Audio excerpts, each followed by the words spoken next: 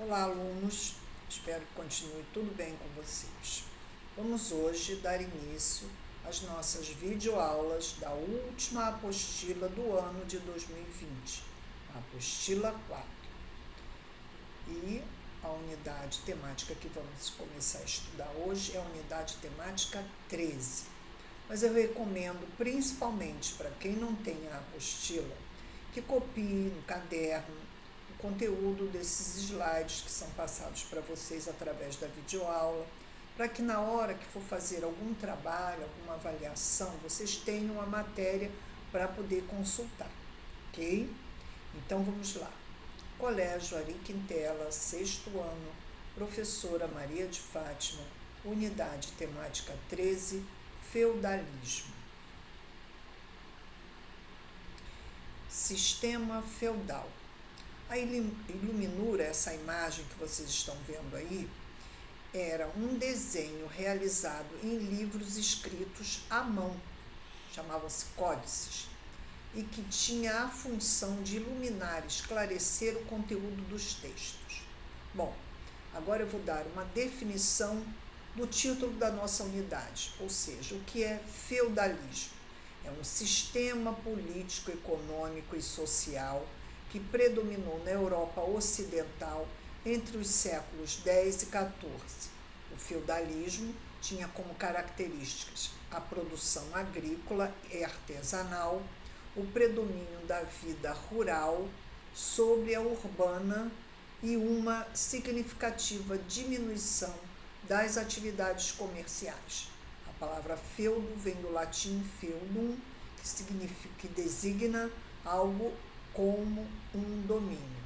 Então, nós vimos, na última unidade que, em função das invasões bárbaras, as pessoas deixaram as cidades, deixaram as suas atividades econômicas que realizavam nas cidades e foram para o campo. Daí o início do feudalismo. Feudo é um termo utilizado para denominar um bem que era concedido geralmente por um nobre a outra pessoa em troca de prestação de serviço ou pagamento. Um feudo poderia ser uma extensão de terra, o direito de exploração de uma ponte e até mesmo cavalos. Um feudo, o senhor feudal tinha o total poder. Era ele quem determinava as leis, executava a justiça e cobrava impostos. Então, como nós falamos, a população deixou a cidade, foi morar no campo, nesses feudos, ou seja, propriedades de senhores feudais que davam o direito àquele que fosse morar no feudo de explorar determinadas partes da terra em favor de sua família, mas também prestavam serviço ao senhor feudal, cumprindo as leis que eram determinadas por eles. Vamos ver? Contrato de enfeudação. O ato pelo qual um nobre concedia um benefício, um feudo, a outro integrante da nobreza era marcado por rituais que implicavam em juramentos e gestos. De acordos estabelecidos, não eram registrados por escritos, mas mesmo com acordos verbais, eram respeitados e passados de geração para geração. Os herdeiros, por tradição, os filhos mais velhos, honravam o acordo firmado pelos seus ancestrais.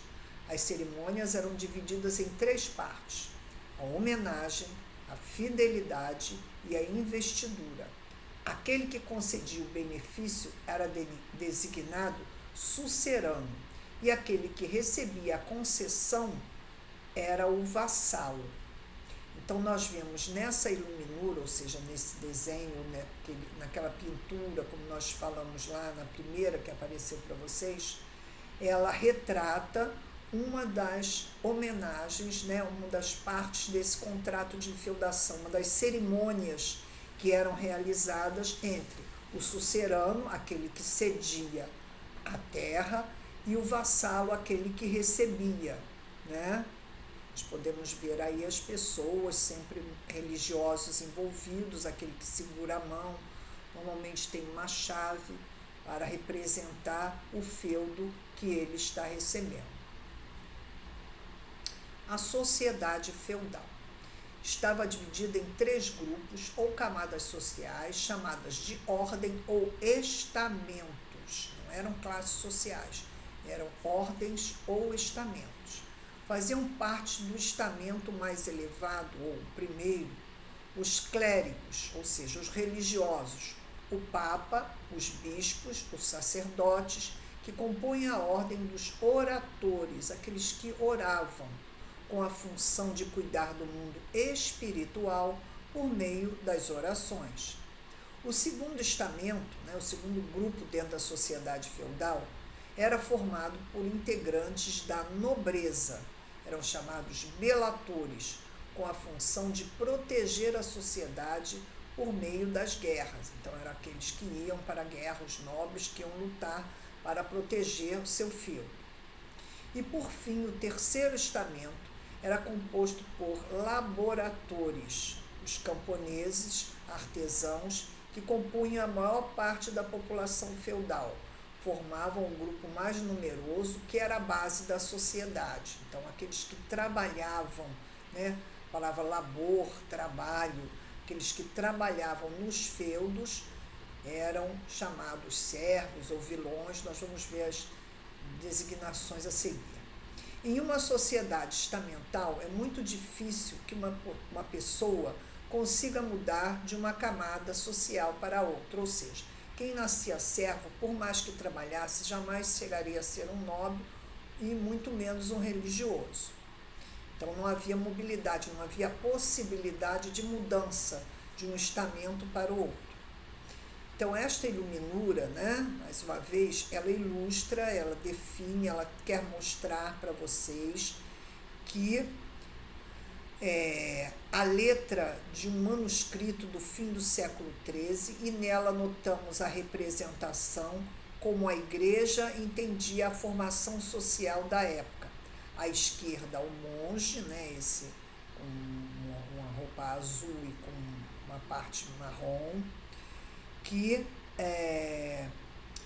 representa o clero, os religiosos. No centro, o cavaleiro, como o escudo, representando a nobreza. Note a armadura, o elmo, que é o capacete, e o escudo. E à direita, com uma ferramenta agrícola, o camponês, ou seja, aquele que trabalha com uma pá aí na mão. Então, aí nessa iluminura, clérigo, cavaleiro e camponês do século XIII, é um manuscrito que Sloan está na Biblioteca Britânica em Londres, representando então a sociedade feudal, os 3 estamentos que compunham esta sociedade. A alimentação na sociedade medieval, que medieval da Idade Média. A Idade Média é aquela parte da história, como nós vimos lá no início, aquela divisão histórica, estudamos a pré-história, a Idade Antiga, agora estamos na Idade Média, na Era Feudal.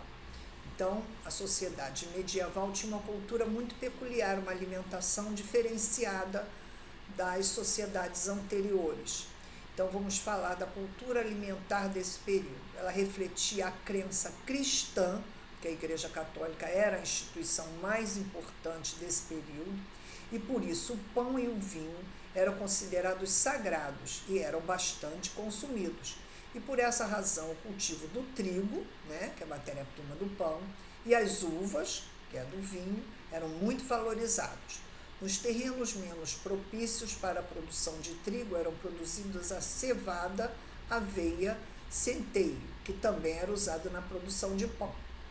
A nobreza alimentava-se essencialmente de carne de caça. As caçadas eram frequentes e serviam não apenas para a alimentação, mas como um treinamento de guerra. As florestas eram preservadas a fim de garantir a presença de animais de caça, que eram javalis, faisões, perdizes e gansos selvagens. A criação de porcos garantia alimentação nos períodos de escassez de animais de caça, ou seja, quando os animais, né, caçados se afugentavam, usava-se então os porcos.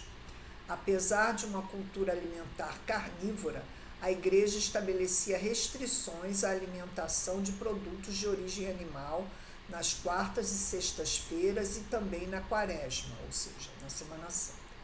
Os servos eram proibidos de caçar, atividade que estava destinada exclusivamente à nobreza. Né? A nobreza, os belatores, aqueles que iam à guerra, usavam a caça inclusive como treinamento, por isso a carne ficava exclusivamente para eles. Aqueles que trabalhavam, os servos, né, os camponeses, tinham muito pouco acesso à carne. O cardápio dos servos era um pouco diferente da nobreza. Então nós vemos mais uma iluminura que representa a alimentação de nobres após uma caçada. Os cachorros eram muito valorizados, pois ajudavam os nobres nas caçadas, né? Através do faro, eles identificavam o local onde eles poderiam encontrar os animais para serem abatidos. Com isso, concluímos a nossa unidade temática 13.